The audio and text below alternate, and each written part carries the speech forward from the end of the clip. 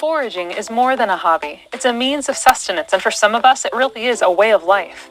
Pretty much everyone has an idea that some wild plants are edible, whether they work in a city high-rise or hoe weeds on the farm. And even in this strange modern age, many of us still have childhood memories of finding a cache of wild strawberries, chewing on sour grapevine tendrils, or getting scratched up while picking blueberries and blackberries. But when you become an adult, life becomes complicated. We learn about liability and risk. We try not to trespass on land that's not ours. We hear about ecology and threatened species, and some of us eat out for every meal because we found ourselves living a hectic, stress-filled life. We end up so very distant from understanding the plants that surround us. And suddenly, if your young child grabs your hands and tugs you towards a loaded berry bush, you might find yourself pulling them back, muttering, "Well, what if it's poisonous?" Or "Leave it alone, we'll get food later." If those words catch in your throat, or if you were that kid, this video is for you. The truth is, there's abundant wild food out there that's nutritious and free and absolutely delicious. I know many of us haven't grown up with parents or a community that foraged regularly and taught us the ropes. Many of us might not be sure where to look or how to get started or even how to know which plants are safe in the first place. But after watching this video, I hope to set your feet on a good path towards understanding and the beginning of your own foraging journey. Now, when it comes to beginning foraging, the first matter of business is proper plant identification. Though the number of people who have poisoned themselves with wild plants is minuscule compared to the generations of people and cultures who have eaten and thrived on these plants, there are poisonous plants out there, and it's the job of any forager to know how to identify them and, of course, not eat them. There is inherent risk with any activity, of course, but the specter of poison has created two very extreme and erring sides of the beginning forager's spectrum. On one half are the terrified. These are the folks still suspicious that every plant is so potentially poisonous that they can make themselves feel literally sick, even if the food was safe and correctly identified. As anyone who has struggled with anxiety knows, it makes you feel nauseated and panicked, and those symptoms are very easy to assign to an imagined poisoning. Worry saps the flavor out of any meal and keeps you from progressing in knowledge. However, I suppose the irony on this side of the spectrum is that these people probably never get poisoned. They can't, because they're too worried that that clump of wild strawberries might, just might, be a deadly nightshade bush in disguise. Spoiler alert, it's not. But on the other side of the spectrum are the throw caution to the wind folks, or unsupervised children. Armed with anecdotes, vague information, and bragging overconfidence, they'll eat a plant, even if their identification is lacking.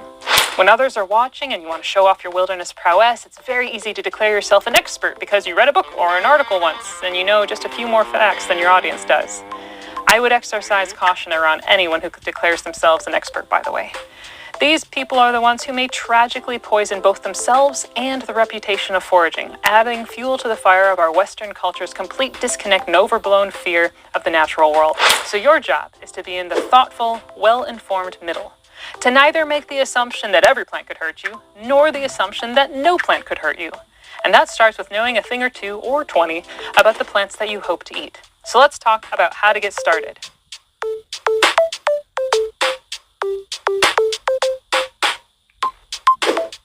In order to forage, you need to be willing to learn a lot about plants. Not just their names, but their parts, their growing seasons, their preferred habitats, and any idiosyncrasies. Taking the time to really learn your foraged food will allow you to follow the single most important rule in foraging. Never eat a plant unless you are 100% positive of its identity. Samuel Thayer has written a 5-step process for plant identification that's just so spot on I couldn't improve it. So here's a summary of the process I've learned from his books and that I use myself in the field. Number 1, tentative identification. This is when you find a plant and you think you know what it is. This is the beginning of an identification process, however, not the only part of it. Number 2, reference comparison. Now take some time to inspect your potentially identified plant. Compare it to the guidebook that introduced it to you in the first place and read through the description carefully. Make sure that every point listed matches, particularly the ones that are emphasized as key features. If it doesn't match, don't force it to match. And if you don't understand all the botanical lingo, don't just gloss over it. If you lazily TLDR a plant description because the terms are unfamiliar, you put yourself in unnecessary danger. Learn what an umbel, a bract, a petiole, and a raceme are, and so on, because these are crucial tools for positive identification. And finally, never use a single feature as the only identification confirmation. Number 3, cross-referencing. Now run through step 2 with at least 2 other foraging resources or field guides. Read carefully about potential lookalikes. Make sure you have triple confirmation on the plant's identity. Number 4, specimen search. Now, go find lots and lots and lots of samples of your potentially identified plant in the field. As you know, or as you'll learn, the environment can totally change how a plant grows. A dandelion growing directly in a sunny field, for instance, will produce feathery, deeply lobed leaves that lay almost flat on the ground. A dandelion growing in a shaded area will grow wide leaves that point upwards. You need to learn the range of variability for your target plant so that you can develop your recognition beyond the single photo in a guidebook. This process may take an hour, or it might take years. And step number 5, contradictory confidence. This is the deep-seated confidence that means you can recognize and positively identify a plant as food, even if someone were trying to convince you otherwise. That's how well you should know a plant before you eat it. If there is a shred of doubt about a plant you found, use it as a red flag that it's not time to eat it yet. This is perhaps the most difficult level of identification to achieve, but it's the most crucial. With some plants, it might take years to grasp. Take that time. I still have many plants that are stuck at this step. Though I can find them, I don't have complete confidence if someone were to challenge me on it, and so I still haven't eaten them. Now here's some new forager tips. Don't overindulge. As anyone who has gorged on ice cream knows, the nausea that accompanies an overindulgence is not pleasant. But no one would say you've been poisoned by ice cream. Wild foods also need to be eaten in rational amounts, even if you've found enough to feed an army. Err on the side of caution, particularly with a new one. Eat a small amount and see how you respond to it. Listen to your body. You should listen closely to the physiological cues your body gives when you've ingested a small sample of a new plant for the first time. If you've done your homework, cross-referenced, and identified it correctly, you'll be fine and nothing will happen except the satisfaction of finding a new food. But on the off chance that you start salivating uncontrollably, feel a burning sensation in your throat, find it unpalatably bitter, feel nauseated, or just can't stomach the flavor, spit it out. Your body is telling you that something's wrong. Maybe the plant was misidentified. Maybe it's the wrong time of year to eat it. Maybe you're allergic or something else is going on. Obviously, don't eat any more of the plant. Instead, take several photos or a sample to research why your body reacted and make sure you learn from your experience. If misidentification is the culprit, naturalists at local departments of conservation can often offer positive identification of local plants. Right plant, right time, right way. Wild plants are much like any other domesticated plant. They taste best and are most useful when the right plant is used in the right way at the right point in its growth. Think about the difference between eating a perfect avocado, which is the best, and an avocado that is a week too old, which is the worst. Or consider the potato. Not so great raw, but amazing when cooked. Wild plants likewise have windows of prime palatability and safety. Since we in the West don't have a huge cultural tradition of using wild plants, you'll have to go on a personal quest to meet and know every wild plant that you add into your foraging repertoire. Read carefully about when it's best to harvest a wild plant during the growing year and how it's best to prepare for it. Now let's talk about where to find this wild food. The easiest and most accessible place to find wild food is on your own property, and you don't need to even have a back 40 to have enough land. Even a postage stamp in the city can grow a surprising array of food to forage if you know what to look for. Of course, if you find wild plants that you particularly enjoy, there's no reason you can't plant them on your property and maintain your own patches of undomesticated goodness. You can obtain seedlings and bare root trees of many edible native plants from your state's Department of Conservation. Other people's land. This is an option for the bold and polite only. While driving through the city or country, you may find a field or area totally loaded with promising-looking food that no one seems interested in. A stand of wild asparagus, a thicket of wild plum, a pecan tree literally dripping with nuts, a pond nodding with cattail. Be proactive and thoughtful and ask the landowner if they would allow you to gather wild food on their land. Accept their answer, no matter what it is, with no contest. And if they do agree, be sure to offer some of the haul with them. They'll appreciate the gesture, even if they think you're a bit nuts. If you don't do damage and are respectful, you'll likely be able to make a repeat visit the next season, or even make a friend. But never forage on someone else's land without asking. Now let's talk about other land like parks and nature preserves and things like that. Because this is a dodging and confusing subject, as the rules and laws governing foraging are anything but clear or consistent. At the city, state, and national level, you'll find everything from full-scale prohibition to... The biggest mistake that most Americans over 64 make is being on Medicare and not claiming their once-in-a-lifetime full-scale prohibition to vague allowance. You'll find outdated laws that ban Native people from gathering foods in their traditional gathering places, and you'll find park visitors fined for gathering berries, but you'll also find nature programs that teach and encourage foraging, as well as activist groups fighting for people's rights to enjoy wild food as a means of conservation. Online debates rage, some accusing any forager of destroying shared natural spaces, while others explain that foraging actually can improve the land when done responsibly. Every national park, nature preserve, city park, and state forest has its own rules. Some allow foraging, others have restrictions in place limiting how and how much you can gather. Some ban it entirely. So what's an interested forager to do? Well, here's a couple of options. First, you could start by looking for a foraging program offered at a nature center or a park. Not only are these excellent opportunities for first-hand instruction, they also give you an opportunity to locate some areas deemed acceptable for foraging. You could also call ahead to the leadership at a park or forest that you're interested in exploring and see if they allow foraging. It's likely you'll get some disappointing responses, but call anyway. Find out what edible invasive plant is common in these natural areas. Good candidates include garlic mustard, autumn olive, kudzu, and field garlic. Ask if you could help with conservation by foraging for and removing these plants to help support the recovery of native plants, and also make sure you know enough about these plants to back up your claims. Sometimes they even have volunteer task forces specifically aimed at the goal of eradicating invasives. This can help you reinforce the positive good that foraging can do, and it may even provide you an endless supply of those plants. You could also scope out fruit and nut trees in public spaces ahead of time and watch for when they're ready to harvest. In many more urban areas, these trees are seen as a messy nuisance. Ask someone who works in a building on the property if you can help yourself to the unwanted bounty of mulberries, walnuts, persimmons, acorns, or apples. Many people are more than willing to have their sidewalk staining problem cleaned up.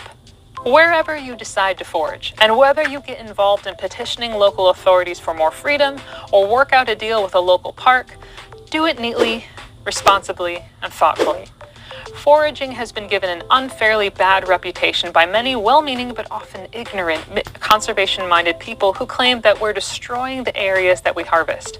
The reality is that most of us really care for and protect our foraging sites.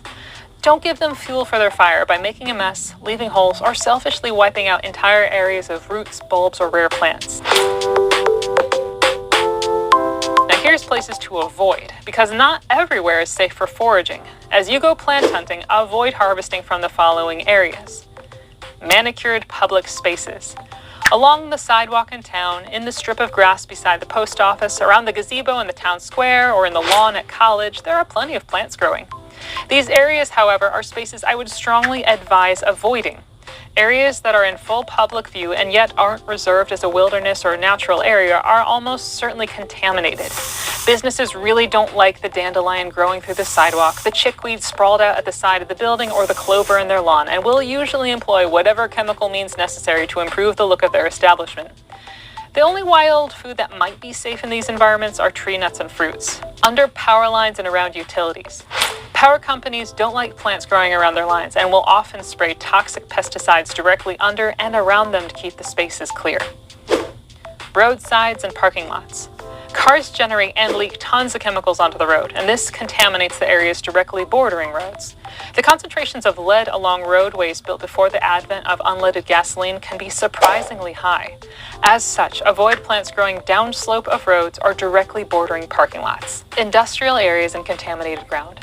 An amazing feature of many plants is their ability to uptake toxins from the soil and clean it in ways that no human-powered crew could. This process is called bioremediation, and it's fascinating. It means, however, that many mineral-rich plants such as clover and wild spinach could easily be contaminated if they are growing in toxic ground. Industrial areas, dumping sites, and any other place potentially contaminated with chemicals are places to avoid. Make sure your teachers practice what they preach. Foraging has recently increased in popularity as the internet has made information on it more widely available. I have personally been very grateful for the information available in modern sources, as it set me off on this journey 10 years ago. And although I'm glad to see people discovering healthy food and being outdoors, I have become increasingly perplexed and disturbed by the inaccurate and just plain wrong information that has sprung up alongside all the good stuff. You can see everything from misidentified pictures, bad advice, and even recipes that just don't seem possible. Not everything online is true. Not even everything in a book is true. So how do you figure out what is? I would advise to only trust a resource if the writer has worked with and eaten the plant they're talking about. This may seem obvious, but you would be so surprised how many resources have sprung up online or in print that don't check that one simple requirement. Obviously, bad teaching could have bad consequences, so use these 4 guidelines to vet a potential new teacher.